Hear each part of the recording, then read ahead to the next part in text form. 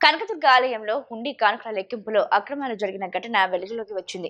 భక్తులు సమర్పించిన బంగారు కానుకలను సిబ్బంది దారి మళ్లించే ప్రయత్నం చేసినట్లు బయటపడింది. స్థానికుల సమాచారం ప్రకారం అసలైన బంగారు వస్తువులను రోడ్డుగోడు పేరుతో పక్కన పెట్టి వాటిని అక్రమంగా మళ్లించే ప్రయత్నం చేసినట్లు తెలుస్తోంది.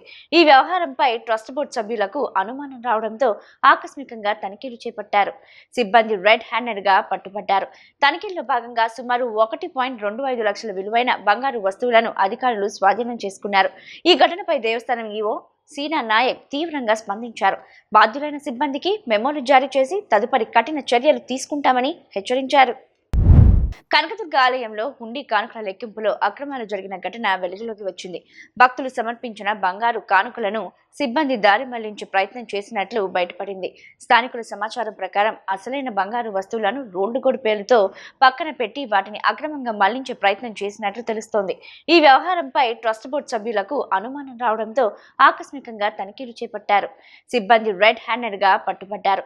తనిఖీల్లో భాగంగా సుమారు 1.25 లక్షల విలువైన బంగారు వస్తువులను అధికారులు స్వాధీనం చేసుకున్నారు. ఈ ఘటనపై దేవస్థానం ఈవో సీనా నాయక్ తీవ్రంగా స్పందించారు. బాధ్యులైన సిబ్బందికి మెమోలు జారీ చేసి తదుపరి కఠిన చర్యలు తీసుకుంటామని హెచ్చరించారు.